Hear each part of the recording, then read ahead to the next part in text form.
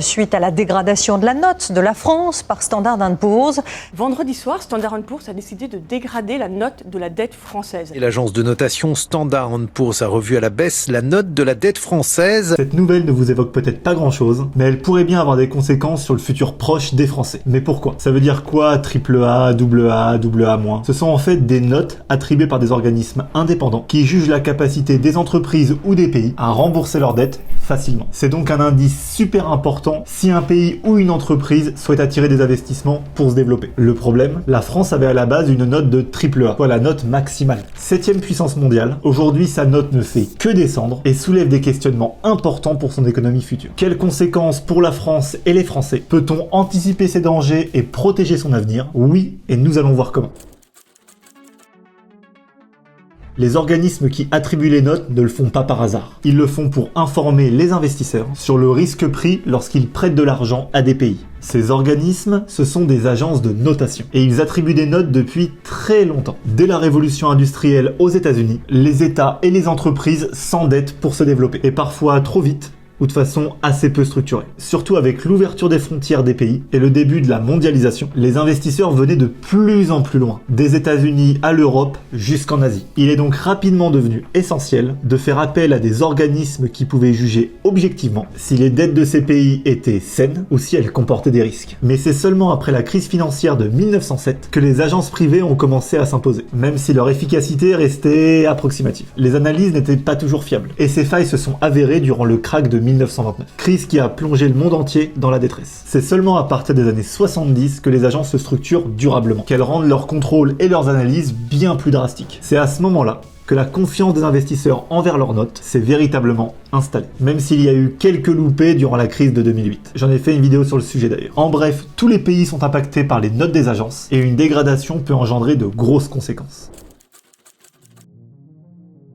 Comme je vous l'ai dit plus tôt, à la base, la France était un bon élève. Des années 70 à 2011, elle était en AAA, la meilleure note possible. Une façon de dire, si vous prêtez de l'argent à ce pays, il est certain à 100% que vous serez remboursé. En clair, vous ne pouvez pas perdre d'argent en prêtant à la France. Sauf que les choses ont changé, notamment avec la crise de la dette européenne qui a commencé en 2010. Avec la Grèce au bord de la faillite, suivi du sauvetage des banques irlandaises qui allaient faire des faux de paiement. La zone euro a subi des chocs très importants. C'est l'une des conséquences d'avoir une monnaie commune. Si l'un des pays de l'Alliance a des difficultés financières, les autres pays sont eux aussi secoués. Et avec la Grèce, l'Irlande et l'Italie en difficulté en même temps, la sauce est vite montée. Avec tous ces déséquilibres, les finances de la France ont pris un coup. Et la note de pays s'est mise à chuter pour la première fois à AA en 2012. En prenant cette décision, les agences ont dit aux investisseurs, la dette de la France n'est plus sans risque. Le risque est très faible, mais restez vigilants. Mais si on s'était arrêté là, ça n'aurait pas été dramatique. Sauf que vous connaissez la suite. La crise du Covid a fait exploser le déficit budgétaire de la France, avec les prêts garantis, les reports de charges, les aides diverses. Le pays essaie depuis de piloter le déficit budgétaire, mais la machine s'est déjà emballée. Le déficit français s'est écrasé à moins 5,6% du PIB. Il faut savoir que c'est vraiment énorme. Et même avec toute la bonne volonté du monde, ça risque d'être très compliqué de revenir à l'équilibre sans conséquences sociales. Pour toutes ces raisons, les agences de notation ont commencé à dégrader une nouvelle fois la note de la France, passant à AA-. Dans ce cas, quelles sont les conséquences d'une baisse de note pour notre pays et pour les années à venir ?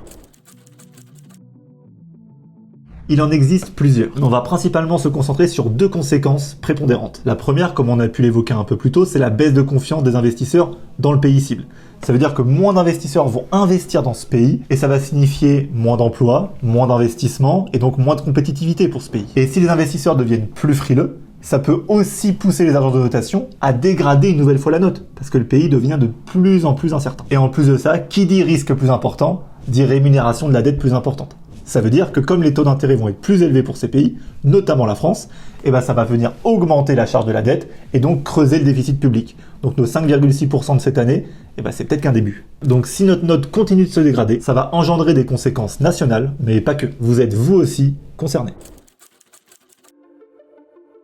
Effectivement, des conséquences pour le quotidien des Français, il peut y en avoir plusieurs. Certaines plus dangereuses que d'autres. D'abord, quelque chose qu'essaye d'éviter au maximum l'État, mais il devra peut-être y arriver, c'est l'augmentation potentielle des impôts. Parce que l'État aura besoin de recettes. Et si ces recettes, il les trouve pas en réduisant le budget, il va les trouver en augmentant les recettes. Et vous avez bien compris d'où ça vient. Mais justement, comme l'augmentation des impôts, c'est un peu le dernier rempart de l'État, avant ça, il va commencer à couper les dépenses. Donc couper les dépenses, ça veut dire l'assurance chômage, les aides sociales, potentiellement le financement des infrastructures, ça va être soit reporté, soit complètement annulé. Donc si vous me suivez, si on augmente les impôts et qu'on réduit les aides, c'est le pouvoir d'achat des Français qui va être réduit. Si vous avez moins pour pouvoir acheter vos courses, payer votre loyer, etc., évidemment, vous vous retrouvez avec moins de revenus. Et donc un pouvoir d'achat en baisse. Mais c'est la même chose pour les entreprises. Puisque si jamais vous avez moins de pouvoir d'achat, vous consommez moins. Et donc le chiffre d'affaires des entreprises peut se retrouver lui aussi réduit, donc moins de recettes pour l'État, donc toutes les conséquences qu'on a pu évoquer jusqu'à maintenant. Un cercle vicieux qui s'alimente lui-même. Parce que si les entreprises génèrent moins de chiffre d'affaires, ça veut dire qu'elles vont moins embaucher, peut-être même réduire les primes, voire peut-être même les salaires, si jamais elles sont vraiment en difficulté. Et ensuite, on va alimenter de plus en plus ce cercle vicieux, et peut-être même un déficit qui vient à augmenter davantage, parce que comme les entreprises sont en difficulté, l'État les aide. Et donc une dégradation de la note, etc., etc. On peut parler d'autodégradation. C'est un peu ce qui se passe depuis 2012 avec la première diminution de notes. Et depuis, d'un côté ça ne remonte pas, et de l'autre ça chute de plus en plus. Dans ce cas, comment faire face à cette situation qui se dégrade? Heureusement, il existe des solutions pour conserver son pouvoir d'achat, ses revenus et préserver son avenir. Il y a deux axes de travail. D'un côté, conserver le pouvoir d'achat et de l'autre, protéger sa famille et son futur, qui est un gros sujet par rapport à la dette de la France. Pour ce qui est du pouvoir d'achat, il va falloir contrer à la fois l'inflation et les diminutions des aides, voire l'augmentation des impôts à venir. Pour ça, vous pouvez vous aussi investir dans de la dette. Mais là, vous n'allez pas financer la dette de l'État. On va financer des dettes d'entreprise. Donc là, les entreprises soit privées mais cotées en bourse, Orange, Thales, etc. Ou vous allez pouvoir aller sur de la dette privée. Donc là, c'est des entreprises qui ne sont pas cotées en bourse, ça peut être du Picard, du Auchan, etc. Les intérêts vont être plus importants que l'inflation, vous allez donc conserver votre pouvoir d'achat et en plus assurer une rémunération. Et comme les revenus sont réguliers, souvent sur une base trimestrielle ou annuelle, vous allez donc avoir des revenus complémentaires qui vont venir contrebalancer cette potentielle hausse d'impôts ou diminution d'aide. De l'autre, quelque chose que j'ai pas encore évoqué plus que ça pour la protection familiale, puisque si l'État a moins de recettes, c'est peut-être même les retraites qui vont subir des conséquences et des changements. À ce niveau-là, vous allez avoir besoin de revenus complémentaires pour ce futur et aussi pour protéger votre famille. Vous pourrez investir dans ce qu'on appelle de l'immobilier locatif, LMNP. Le dispositif LMNP vous permet plusieurs choses. D'un côté, vous avez un locataire comme ce que vous pouvez faire en location classique. Sauf qu'avec le LMNP, vous ne payez pas d'impôt grâce à ce qu'on appelle l'amortissement comptable. C'est un sujet un peu plus technique. J'ai fait le détail dans une vidéo dédiée si ça vous intéresse. L'idée ici, c'est de vous créer des revenus complémentaires pour protéger votre famille. Si jamais il y a un aléa, il y a un appartement qui est présent. Et en plus de ça, de ne pas augmenter votre impôt. Parce que l'impôt sur les revenus fonciers, c'est compliqué en France. Votre tranche marginale d'imposition, donc entre 11, 30, 41%, et les prélèvements sociaux, 17,2%. Clair, la moitié de ce que vous gagnez va à l'État. Avec le LMNP, ça s'est réduit. Et ça dure pendant 25 ans. Ça peut être un gros avantage. Et enfin, vous pouvez aussi utiliser la dégradation de la note de la France à votre avantage. Si la note de la France diminue, ses intérêts deviennent de plus en plus intéressants. Aujourd'hui, vous pouvez investir dans la dette de la France, qui a des taux qui sont plus élevés que ce qu'on peut faire par rapport à du livret bancaire, etc. Donc pour conserver un pouvoir d'achat. Après attention, c'est pas non plus de la dette à 6%.